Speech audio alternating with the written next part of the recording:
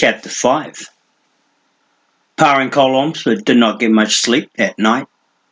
They stayed awake long after the old man was gone, talking and sometimes arguing, worrying without always saying as much, eyes constantly scanning the darkness against the promise that things, shadowy or otherwise, were likely to be hunting them. Even after that, when there was nothing left to say, when they had rolled themselves wearily into their blankets and closed their eyes against their fears, they did not sleep well. They rolled and tossed in their slumber, waking themselves and each other with distressing regularity until dawn. They rose then, dragged themselves from the warmth of their coverings, washed in the chilling waters of the lake, and promptly began talking and arguing all over again. They continued through breakfast, which was just as well because, once again, there wasn't much to eat and it took their minds off their stomachs. The talk, and more often now the arguments, centered around the old man who claimed to be Cogline, and the dreams that might or might not have been sent, and if sent, might or might not have been sent by Al-Anon, but included such peripheral topics as shadowing, Federation seekers, and the stranger who had rescued them in Varfleet, and whether there was sense to the world anymore or not. They had established their positions on these subjects fairly well by this time. Positions that, for the most part, weren't within a week's walk of each other. That being the case, they were reduced to communicating with each other across vast stretches of intractability. Before their day was even an hour old, they were already thoroughly fed up with each other. You cannot deny that the possibility exists that the old man really is Cogline, Pa insisted, for what must have been their 100th time as they carried away the canvas tarp down to the skiff was stowing. Coll managed a quick shrug. I'm not denying it. And if he really is Cogline, then you cannot deny the possibility that everything he told us is the truth. No, I'm not denying that either. What about the woodswoman? What was she if not a shadowin'? A night thing with magic stronger than her own? Your own? Perfume. Sorry, my own. The point is, she was a shadowin'. She had to be. That makes at least part of what the old man told us the truth, no matter how you view it. Wait a minute. Coll dropped his end of the tub and stood there with his hands on his hips, regarding his brother with studied dismay. You do this all the time when we argue. You make these ridiculous leaps in logic and act as if you make perfect sense.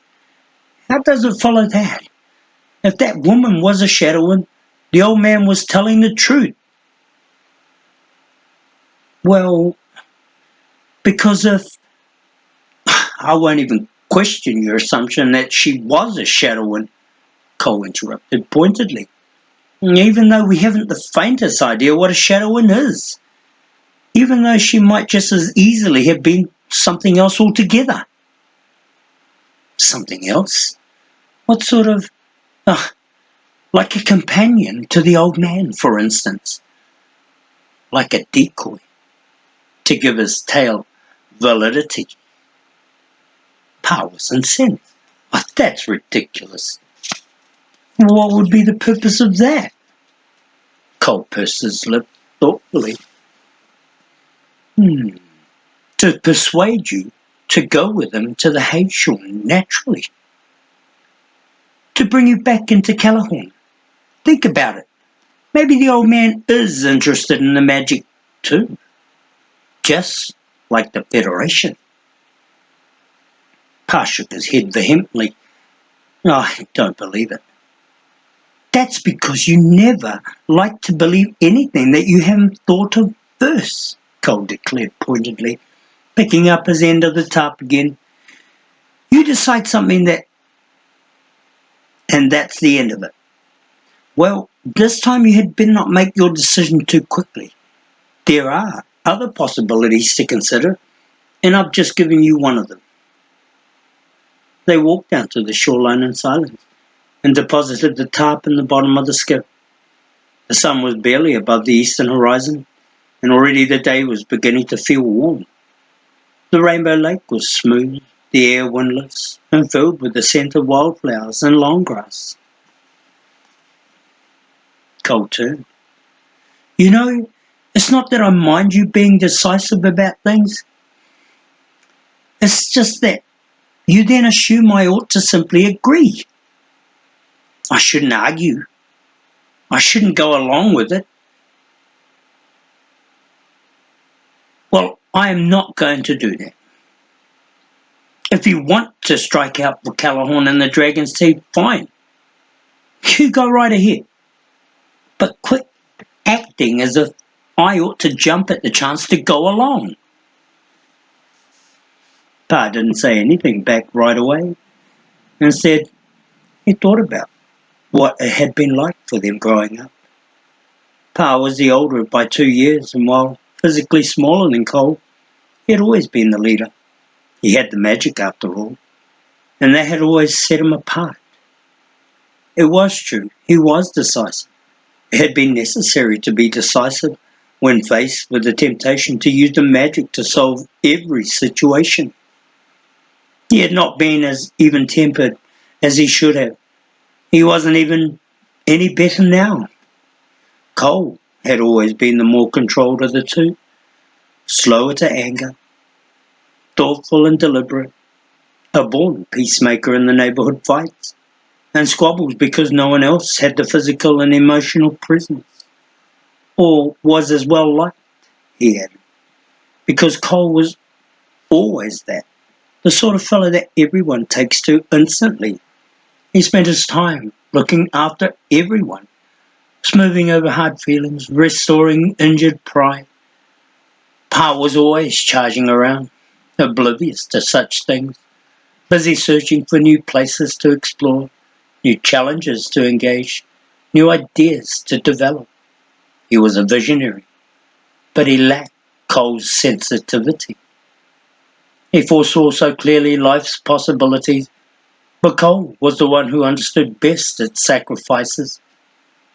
There had been a good many times when they had covered for each other's mistakes, but Pa had the magic to fall back on, and covering up for Coll had seldom cost him anything.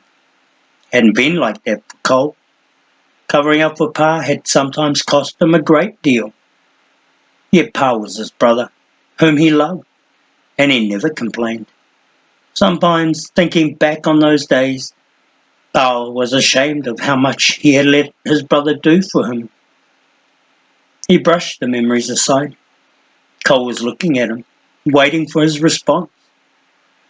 Pa shifted his feet impatiently and simply said, "Oh, all right. What do you think we should do?" "Shades, I don't know what to do," Coll said at once. "I just know that there are a lot of unanswered questions, and I don't think we should commit ourselves to anything until we've had a chance to answer some of them." Pa nodded stoically. "Before the time of the new moon, you mean?" "That's better than 3 weeks away, and you know it." Pa's jaw tightened. "That's not as much time as you make it seem. How are we supposed to answer all the questions we have before then?" Coll stared at him. "You are impossible, you know that?" He turned and walked back from the shoreline to where the blankets and cooking gear was stacked and began carrying them down to the skiff. He didn't look at Pa. Pa stood where he was and watched his brother in silence. He was remembering how Coll had pulled him half drowned from the Rappahalladran when he had fallen in the rapids on a camping trip. He had gone under and Coll had been forced to dive down for him. He became sick afterward, and Coll had carried him home on his back, shaking with fever, half delirious. Coll was always looking out for him, it seemed. Why was that? He wondered suddenly, when he was the one with the magic. Coll finished packing the skiff and Pa walked over to him. "I'm sorry," he said and waited. Coll looked down at him solemnly a moment, then grinned. "No, you're not. You're just saying that." Pa grinned back in spite of himself. "I am not." "Now, yes, you are. You just want to put me off my guard so you can start in again with your confounded decision-making once we're out in the middle of that lake where I can't walk away from you." His brother was laughing openly now. Pa did his best to look mortified. "Okay, it's true. I'm not sorry." "No, I knew it." Coll was triumphant. "But you're wrong about the reason for the apology. It has nothing to do with getting you out in the middle of the lake. I'm just trying to shed the burden of guilt. I've always felt that being the older brother." "Don't worry." Coll was doubled over. "You've always been a terrible older brother." Pa shoved him. Coll shoved back, and for the moment their differences were forgotten. They laughed, took a final look about the campsite, and pushed the skiff out onto the lake. Clambering aboard as it reached deeper water, Coll took up the oars without asking and began to row. They followed the shoreline west, listening contentedly. The distant sounds of birds rose out of the trees and rushes, letting the day grow pleasantly warm about them. They didn't talk for a while, satisfied with the renewed feeling of closeness they had found on setting out, anxious to avoid arguing again right away. Nevertheless, Pa found himself rehashing moments in his mind, much the same as he was certain Coll was doing. His brother was right about one thing. There were a lot of unanswered questions. Reflecting on the events of the previous evening, Pa found himself wishing he had thought to ask the old man for a bit more information. Did the old man know, for instance, who the stranger was who had rescued them in Varfleet? The old man had known about their trouble there and must have had some idea how they escaped. The old man had managed to track them, first to Varfleet, then down from the Myrmidon, and he had frightened off the woodswoman, shadow and all, whatever, without much effort. He had some form of power at his command, possibly druid magic, possibly old world science, but he had never said what it was or what it did. Exactly what was his relationship with Alanon, or was that simply a claim without any basis in fact? And why was it that he had given up on Pa so easily when Pa had said he must think over the matter of going off to the Haechorn for a meeting with Alanon? Shouldn't he have worked harder at persuading Pa to go? But the most disturbing question was one that Pa could not bring himself to discuss with Coll at all, because it concerned Coll himself. The dreams had told Pa that he was needed, and that his cousin Wren and his uncle Walker Bow were needed as well. The old man had said the name that Pa, Wren, and Walker had been called. Why was there no mention of Coll? It was a question for which he had no answer at all. He had thought at first that it was because he had the magic and Coll didn't, that the summons had something to do with the wish song. But then why was Wren needed? Wren had no magic either. Walker Bow was different, of course, since it had always been rumoured that he knew something of magic, and none of the others did, but not Wren, and not Coll. Yet Wren had been specifically named, and Coll hadn't. It was this more than anything that made him question what he should do. He wanted to know the reasons for the dreams. If the old man was right about Eleanor, Pa wanted to know what the druid had to say.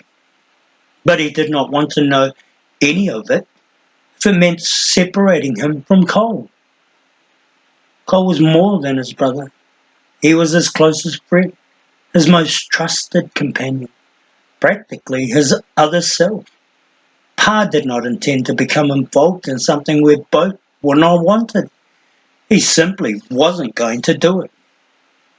Yet the old man had not forbidden Coll not to come, nor had the dreams. Neither had warned against it. They had simply ignored him. Why would that be? The morning lengthened and a wind came up.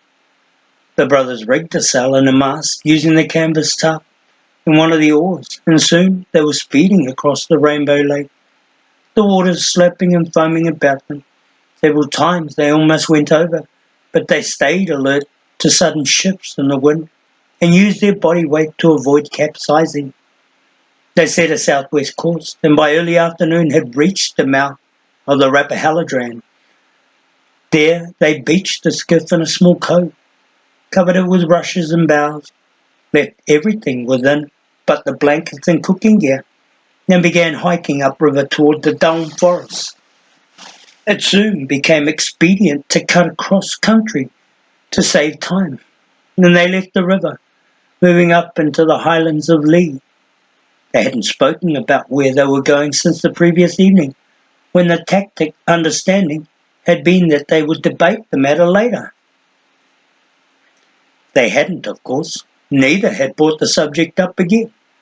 Coll because they were moving in the direction he wanted to go anyway, and Pa because he had decided that Coll was right, that some thinking needed to be done before any trip back north into Callahorn was undertaken. Shady Vale was as good a place as any to complete that thinking. Oddly enough, though, they hadn't talked about the dreams, or the old man, or any of the rest of it since early that morning. They had begun separately to rethink their respective positions and to move closer together, each inwardly conceding that maybe the other made some sense after all. By the time they began discussing matters again, they were no longer arguing. It was mid-afternoon. The summer hot day was sticky now, the sun a blinding white sphere before them as they walked, forcing them to shield their eyes protectively. The country was a mass of rolling hills, a carpet of grasses and wildflowers, dotted with stands of broad-leaved trees and patches of shrub and rock. The mist that blanketed the highlands year-round had retreated to the higher elevations in the face of the sun's brightness and clung to the tips of the ridgelines and bluffs like scattered strips of linen. I think that woodswoman was generally afraid of the old man, Pa was saying as they climbed up a long, gradual slope into a stand of ash. I don't think she was pretending. No one's that good an actor. Coll nodded. No, I think you're right. I just said all that earlier about the two of them being in league to make you think. I can't help wondering. If the old man is telling us everything he knows, what I mostly remember about Eleanor and the stories is that he was decidedly circumspect in his dealings with the Omsword. Yeah, he never told them everything, that's true. So maybe the old man is the same way. They crested the hill, moved into the shade of the ash tree, dropped their rolled up blankets wearily and stood looking out at the highlands. Both were sweating freely, their tunic damp against their backs. We won't make Shady Vale tonight, Pa said, settling to the ground against one of the trees.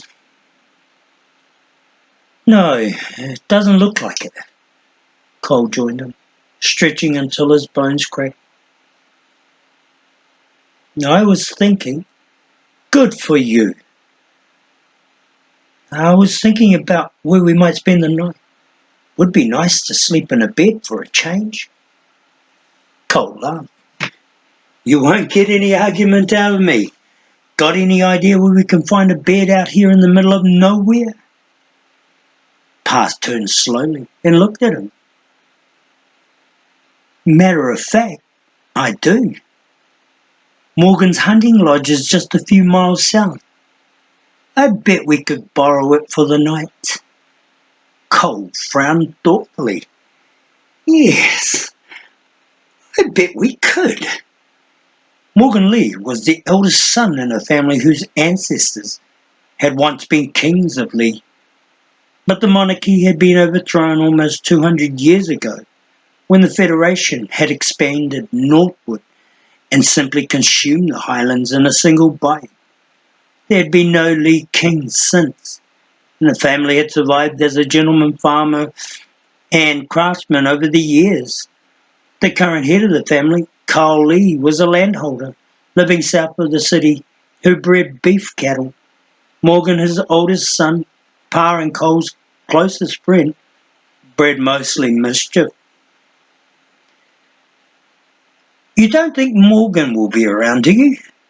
Coll asked, grinning at the possibility. Pa grinned back. The hunting lodge was really a family possession, but Morgan was the one who used it the most. The last time the Armsford brothers had come into the Highlands, they had stayed there for a week at the lodge at Morgan's guests. They had hunted and fished, but mostly they had spent the time recounting tales of Morgan's ongoing efforts to cause distress to the members of the Federation government and residents at Lee.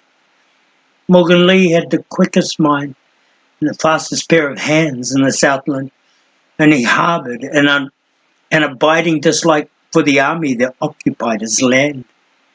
Unlike Shady Vale, Lee was a major city and required watching. The Federation, after abolishing the monarchy, had installed a provisional governor and cabinet and stationed a garrison of soldiers to ensure order.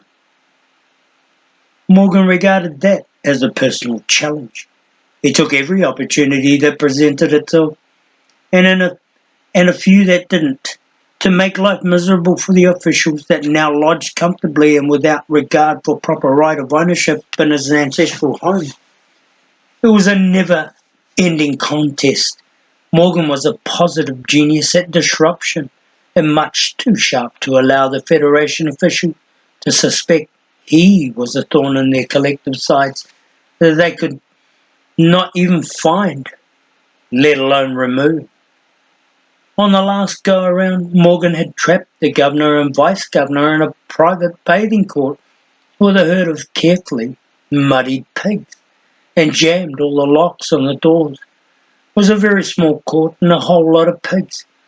It took 2 hours to free them all, and Morgan insisted solemnly that by then it was hard to tell who was who. The brothers regained their feet, hoisted their packs in place, and set off once more. The afternoon slipped away as the sun followed its path westward, but the air stayed quiet, and the heat grew even more oppressive. The land at this elevation at midsummer was so arid that the grass crackled where they walked. The once green blades dried to a brownish grey crust. Dust curled up in small puffs beneath their boots, and their mouths grew dry. It was nearing sunset by the time they caught sight of the hunting lodge, a stone and timber building set back in a grouping of pines on a rise that overlooked the country west. Hot and sweating, they dumped their gear by the front door and went directly to the bathing springs, nestled in the trees 100 yards back. When they reached the springs, a cluster of clear blue pools that filled from beneath and emptied out into a sluggish little stream, they began stripping off their clothes immediately, heedless of anything but their by now overwhelming need to sink down into the inviting water, which was why they didn't see the mud creature until it was almost on top of them. It rose up from the bushes next to them, vaguely manlike, encrusted in mud, and roaring with a ferocity that shattered the stillness like glass. Coll gave a howl, sprang backward, lost his balance, and tumbled head first into the springs. Pa jerked away, tripped and rolled, and the creature was on top of him. A tasty whaleman, the creature rasped in a voice that was suddenly very familiar. Shades! Morgan! Pa twisted and turned and shoved the other way. You scared me to death, confound! Coll pulled himself out of the spring, still wearing boots and pants halfway off, and said calmly, "Ah, I thought it was only the Federation you intended to drive out of Lee, not your friends." He heaved himself up and brushed the water from his eyes. Morgan Lee was laughing merrily from within his mud cocoon. "Ha!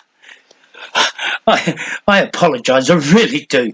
But it was an opportunity a man could not resist. Surely you can understand that." Pa tried to wipe the mud from his clothes and finally gave up, stripping bare and carrying everything into the springs with him. He gave a sigh of relief, then glanced back at Morgan. "What in the world are you doing anyway?" "Oh, the mud? Good for your skin." Morgan walked to the springs and lowered himself into the water gingerly. "There are mud baths about a mile back. I found them the other day, quite by accident. Never knew they were there. I can tell you honestly that there is nothing like mud on your body on a hot day to cool you down. Better even than the springs. So I rolled about quite like a pig, then hiked back up here to wash off. That was when I heard you come and decided to give you a proper Highlands greeting." He ducked down beneath the water. When he resurfaced, the mud monster had been replaced by a lean, sinewy youth, approximately their own age, with skin so sun-browned it was almost the colour of chocolate, shoulder-length, reddish hair, and clear, grey eyes that looked out of a face that was at once both clever and girlless. "Behold!" he exclaimed and grinned. "Marvellous," Pa replied tonelessly. "Ah, come now. Not every trick can be earth-shattering, which reminds me." Morgan bent forward questioningly. He spent much of his time wearing an expression that suggested he was secretly amused about something, and he showed it to them now. "Aren't you two supposed to be up in Callahorn? Somewhere dazzling the natives? Wasn't that the last I heard of your plans? What are you doing here?" "What are you doing here?" Coll shot back. "Me? Oh, just another little misunderstanding involving the governor. Or more accurately, I'm afraid the governor's wife. They don't suspect me, of course. They never do. Still, it seemed a good time for a vacation." Morgan's grin widened. "But come on now. I asked you first. What's going on?" He was not to be put off, and there had never been any unshared secrets among the three in any case. So Pa, with considerable help from Coll, told him what had happened to them since that night in Varfleet when Rimadal and the Federation Seekers had come looking for them. He told him of the dreams that might have been sent by Alanon, of their encounter with the frightening woodswoman, who might have been one of the Shadowmen, and of the old man who had saved them, who might have been Cogline. "Yeah, there are a good number of might-have-beens in that story," the Highlander observed archly when they were finished. "Are you certain you're not making all this up? It would be a fine joke at my expense." "I just wish we were," Coll replied ruefully. "Anyway, we thought we'd spend the night here in a bed, then go on to the Vale tomorrow," Pa explained. Morgan trailed one finger through the water in front of him and shook his head. "I don't think I'd do that if I were you." Pa and Coll looked at each other. "If the Federation wanted you badly enough to send Rimadol all the way to Varfleet," Morgan continued, his eyes coming up suddenly to meet their own, "then don't you think it likely that they might send him to Shady Vale as well?" There was a long silence before Pa finally said, "I admit, I hadn't thought of that." Morgan stroked over to the edge of the springs, heaved himself out and began wiping the water from his body. "Well, Thinking has never been your strong point, my boy. Good thing you've got a good friend like me. Let's walk back up to the lodge and I'll fix you something to eat. Something besides fish for a change. And we'll talk about it. They dried, washed out their clothes and returned to the lodge, where Morgan set about preparing dinner. He cooked a wonderful stew filled with meat, carrots, potatoes, onions and broth, and served it with hot bread and cold ale. They sat out under the pines at a table and benches and consumed the better part of their food and drink, the day finally beginning to cool as night approached, and an evening breeze rustled down out of the hills. Morgan brought out pears and cheese for dessert, and they nibbled contentedly as the sky turned red, then deep purple, and finally darkened and filled with stars. "I love the Highlands," Morgan said after they had been there in silence for a time. They were seated on the stone steps of the lodge now. I could learn to love the city as well, I expect, but not while it belongs to the Federation. I sometimes find myself wondering what it would have been like to live in the old home before they took it from us. That was a long time ago, of course, 6 generations ago. No one remembers what it was like anymore. My father won't even talk about it. But here, well, this is still ours, this land. The Federation hasn't been able to take that away yet. There's just too much of it. Maybe that's why I love it so much, because it's the last thing my family has left from the old days. Besides the sword, Pa reminded. Do you still carry that battered old relic? Coll asked. I keep thinking you will discard it in favour of something newer and better made. Morgan glanced over. Do you remember the stories that said the sword of Lee was once magic? Alanon himself was supposed to have made it so, Pa confirmed. Yes, in the time of Roan Lee. Morgan furrowed his brow. Sometimes I still think it's magic. Not as it once was, not as a weapon that could withstand more wraiths and such, but in a different way. The scabbard had been replaced half a dozen times over the years, the hilt once or twice at least, and both were worn again. But the blade, that blade, it is still as sharp and true as ever, almost as if it cannot age. Doesn't that require magic of a sort? The brothers nodded solemnly. Sometimes changes in the way it works, Pa said. It grows and evolves. Perhaps that has happened with the sword of Lee. He was thinking as he said it how the old man had told him it did not understand the magic at all, and wondered if that were true. Well, truth is, no one wants the weapon in any case. Not anymore. Morgan stretched like a cat inside. No one wants anything that belongs to the old days. It seems the reminders are all too painful, I think.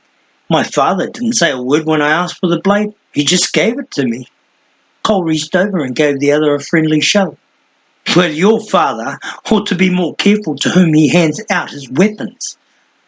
Morgan managed to look put upon. Am I the one being asked to join the movement? He demanded. They laughed. By the way, you mentioned the stranger gave you a ring. Mind if I take a look? Pa reached into his tunic, fished out the ring with the hawk insignia, and passed it over. Morgan took it and examined it carefully, then shrugged and handed it back. I don't recognize it, but that doesn't necessarily mean anything. I hear there are a dozen outlaw bands within the movement, and they all change their marking regularly to confuse the Federation. He took a long drink from his ale glass and leaned back again. Sometimes I think I ought to go north and join them. Quit wasting time here playing games with these fools who live in my house. and govern my land and don't even know the history?" He shook his head sadly, and for a moment looked old. Then he brightened. "But now, about you." He swung his legs around and sat forward. "Can't risk going back until you're certain it's safe. So you'll stay here for a day or so. And let me go ahead. I'll make certain the Federation hasn't gotten there before you. Fair enough?" "More than fair," Pa said at once. "Thanks, Morgan. But you have to promise to be careful." "Careful? Of those Federation fools?" The Highlander grinned ear to ear. "I could step up and spit in their collective eye, and it would still take them days to work it out. I haven't anything to fear from them." Pa wasn't laughing. "Not in Lee, perhaps. But there may be seekers in Shady Vale." Morgan quit grinning. "Yes, your point is well taken. I will be careful." He drained the last of his ale and stood up. "Time for bed. I'll want to leave early." Pa and Coll stood up with him. Coll said, "What was it exactly that you did to the governor's wife?" Morgan shrugged. "Oh, that. Nothing much. Someone said she didn't care for the Highlands air, that it made her queasy. So I sent her a perfume to sweeten her sense of smell. It was contained in a small vial of very delicate glass. I had it placed in her bed, a surprise for her. She accidentally broke it when she lay on it." His eyes twinkled. "Unfortunately, I somehow got the perfume mixture mixed up with skunk oil." The three of them looked at each other in the darkness and grinned like fools. The Olmsted slept well that night, wrapped in the comfort and warmth of real beds, with clean blankets and pillows. They could easily have slept until noon, but Morgan had them awake at dawn as he prepared to set out for Shady Vale. He brought out the sortie and showed it to them. Its hilt and scabbard badly worn, but its blade as bright and new as the Highlander had claimed. Grinning in satisfaction at the look on their faces, he strapped the weapon across one shoulder, stuck a long knife at the top of one boot, a hunting knife in his belt, and strapped an ash bow to his back. He winked. "Never hurts to be prepared." They saw him out the door and down the hill west for a short distance, where he bade them goodbye. They were still sleepy-eyed, and their own goodbyes were mixed with yawns. "Go back to bed," Morgan advised. "Sleep as long as you like, relax, and don't worry. I'll be back in a couple of days." He waved as he moved off, a tall, lean figure silhouetted against the still dark horizon, brimming with his usual self-confidence. "Be careful," Pa called after him. Morgan laughed. "Be careful yourself." The brothers took the Highlander's advice and went back to sleep. Slept until afternoon, then wasted the remainder of the day just lying about. They did better the second day, rising early, bathing in the springs, exploring the countryside in a futile effort to find the mud bath, cleaning out the hunting lodge and preparing and eating a dinner of wild fowl and rice. They talked a long time that night about the old man and the dreams, the magic and the seekers, and what they should do with their immediate future. They did not argue, but they did not reach any decisions either. The third day turned cloudy, and by nightfall it was raining. They sat before the fire they had built in the great stone hut and practiced the storytelling for a long time, working on some of the more obscure tales, trying to make the images of past song and the words of Coll's story mesh.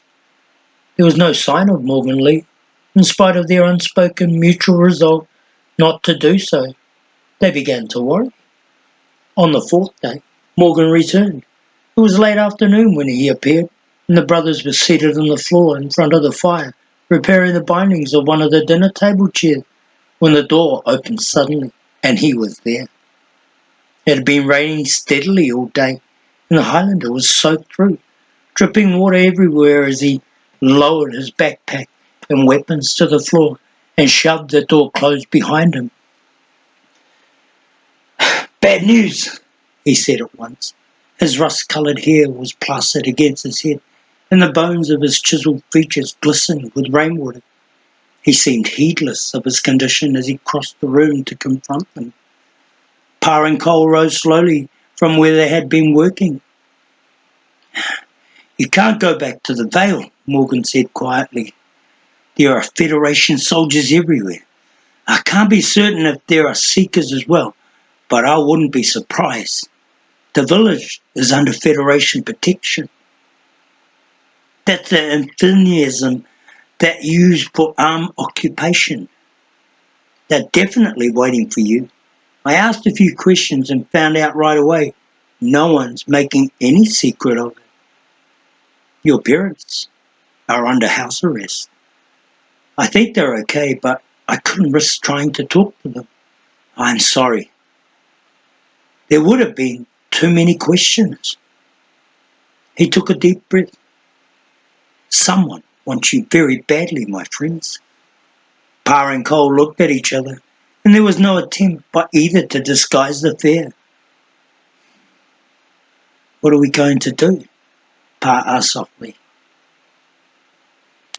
I've been thinking about that the whole way back," Morgan said.